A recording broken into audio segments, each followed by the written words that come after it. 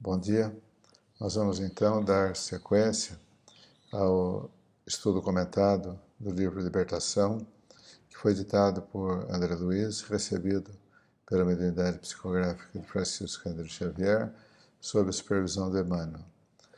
Nós hoje estamos no capítulo 13, em que Gúbio, Saldanha, André Luiz e Eloy retornam do hospício, do manicômio judiciário, onde Jorge havia sido socorrido, e desligado da influência psíquica de Irene e de Iracema, que haviam sido conduzidas por Gúbio para um estabelecimento de socorro espiritual.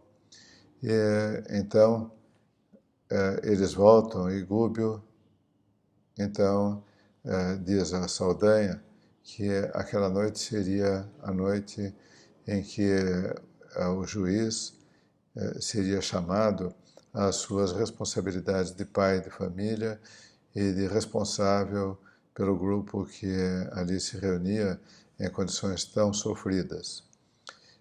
Durante a noite, então, o juiz, desprendido do corpo pelo sono, é conduzido para o meio da sala onde eles estão e ali, então, ele é submetido à influência magnética de Gúbio, que torna então a sua consciência mais viva. O juiz, então, manifestando grande estranheza pela situação, é esclarecido por Gúbio que aquele dia seria o momento de se colocarem as coisas no seu devido lugar, que o processo que o juiz havia conduzido e julgado e condenado Jorge não tinha bases verdadeiras. O juiz, então, não aceita essa argumentação, dizendo que ele havia se baseado nos testemunhos das pessoas que presenciaram o crime e também nos textos legais para, então, pronunciar o seu julgamento. E Gúbio, então, lhe diz que ele, como em outras vezes, se havia conduzido baseado em emoções, né, que ele não nutria simpatia e nem nenhum tipo de compaixão pela situação de Jorge, né, e que ele havia sido um instrumento passional, né? Ele não se baseara somente nos textos e nas testemunhas, mas que ele havia deixado que a antipatia que era espontânea, que ele nutria por Jorge, né, houvesse influenciado a sua decisão. E o Gúbio então pergunta, juiz, o senhor, porventura, garante que em nenhuma outra condição o senhor se deixou influenciar? E o juiz, então, abaixa a cabeça e se cala. Porque nós somos humanos. Todos nós estamos sujeitos a erros, estamos sujeitos a influências negativas, estamos sujeitos às más paixões. E, então, tanto na nossa vida pessoal, quanto na nossa vida profissional, quanto em todos os momentos da nossa vida, né, as nossas decisões não são perfeitas, né? Elas sempre poderiam ser melhores.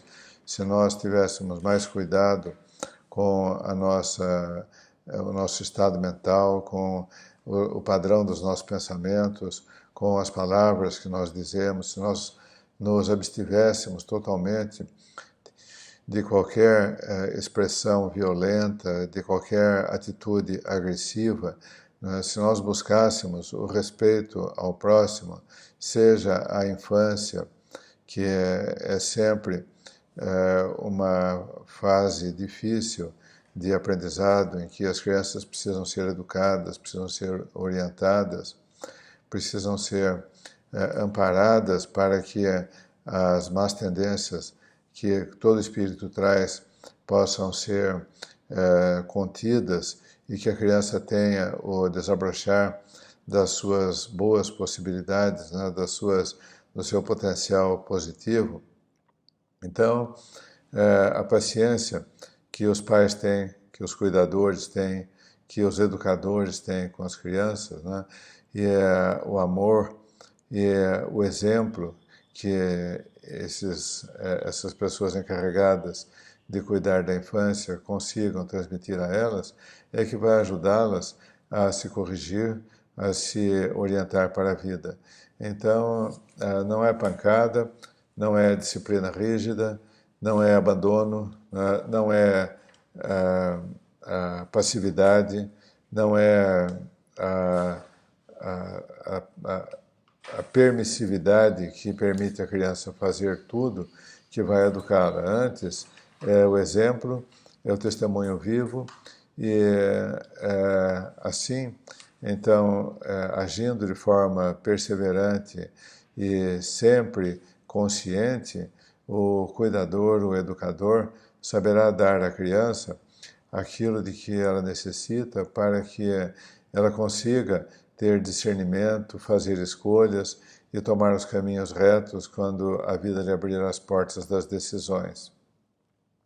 Assim, o cuidado à velhice, né, porque o idoso também é uma pessoa dependente, né? O idoso, muitas vezes, é alguém que se sacrificou a vida inteira pela família, né? E que na hora em que ele precisa de cuidado, a família não consegue fazer por ele o mínimo necessário.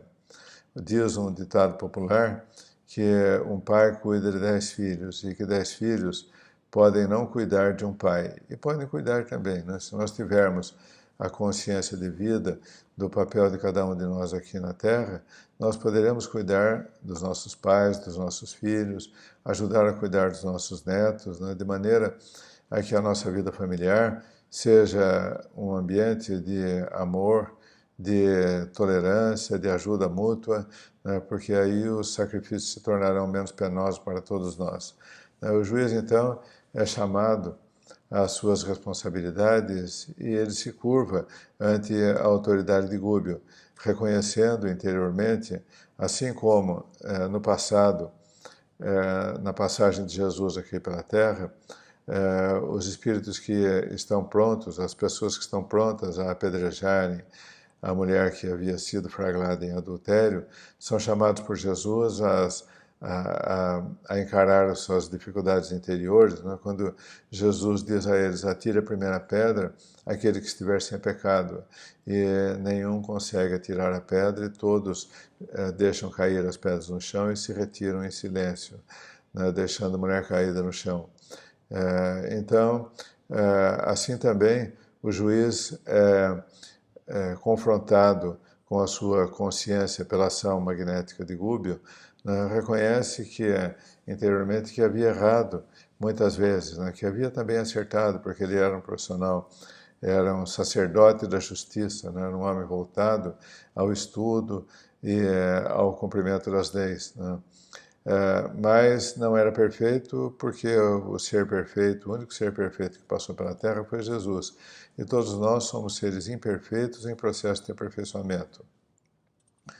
E Gúbio, então, agindo magneticamente sobre a consciência do juiz, diz a ele que no passado, o juiz, na encarnação anterior, né, havia sido um senhor de terras, né, proprietário de grandes extensões de terra, e que o Jorge, que agora estava preso, né, o jovem que havia sido julgado e condenado por um crime que não cometera, fora seu escravo.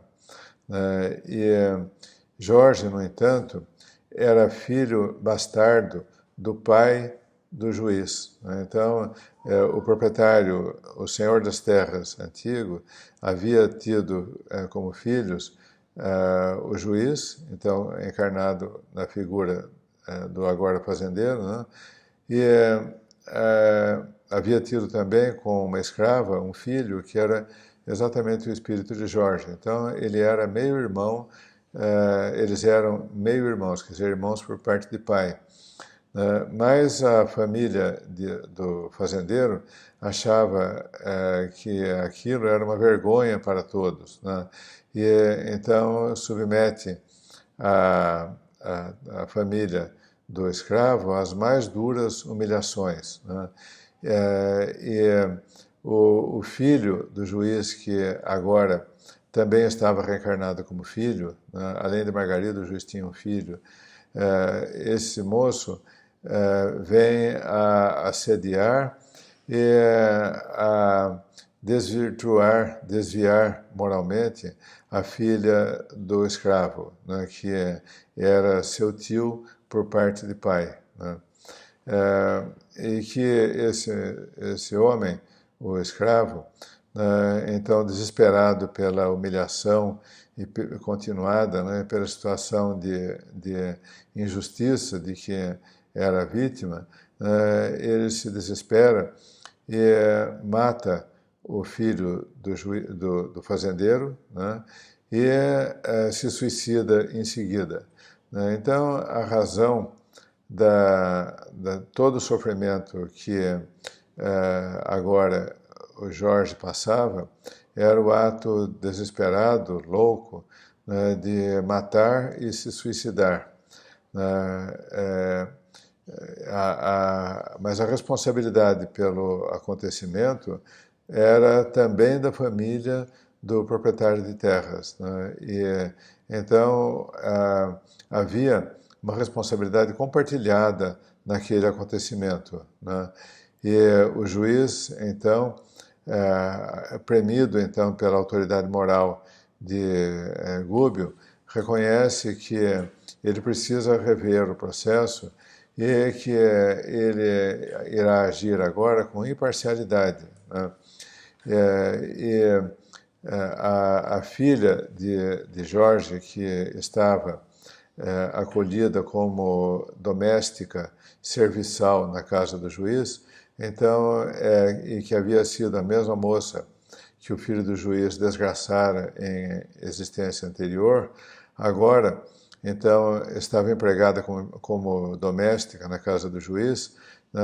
Gubbio, então, diz ao juiz que ele deveria prestar assistência condigna àquela jovem, e que ela deveria ser internada em uma instituição de ensino para que tivesse a sua dignidade restaurada, e conseguisse se colocar em condições de dar continuidade ao seu processo de elevação moral, intelectual e espiritual. E o juiz, então, diz que aquela moça não era filha dele, né, que por isso ele não tinha aquela obrigação. Mas Gubbio, mais uma vez, o submete ao julgamento da consciência e diz: juiz, o senhor acha que o dinheiro que o senhor ganha, que a sociedade lhe paga como salário da sua posição de juiz, né, que é uma posição de destaque, de honra na sociedade, uma missão honrada que o sacerdote da justiça tem aqui na Terra, o senhor acha que esse dinheiro só deva ser usado para seus caprichos ou para as suas despesas supérfluas, né? Invista para o seu bem, juiz, no bem dos outros, né? Para o seu próprio bem, porque vai chegar um momento em que o Senhor também vai passar para o mundo espiritual. E todos aqueles que clamam por justiça, né, aqueles que se acham injustiçados, né, que já passaram para o mundo espiritual e que continuam se achando injustiçados pelos seus atos, né, aqueles que não o perdoaram pelas condenações que, mesmo que tivessem sido justas, né, e adequadas, todos esses espíritos estão aqui a lhes pedir contas, né, e a única forma do Senhor se colocar em condição de ter uma sobrevivência condigna é o Senhor se aplicar ao bem, né, se dedicar ao bem, de maneira a que a sua vida futura seja mais suave e que o senhor possa encontrar alguma paz quando o senhor se transferir para o mundo espiritual. E mais uma vez, então, o juiz se submete à autoridade moral de Gúbio, né, e concorda. Então, Saldanha, que está maravilhado pela intervenção salvadora de Gúbio, diz a ele que ele está pronto para qualquer esforço em benefício de Margarida.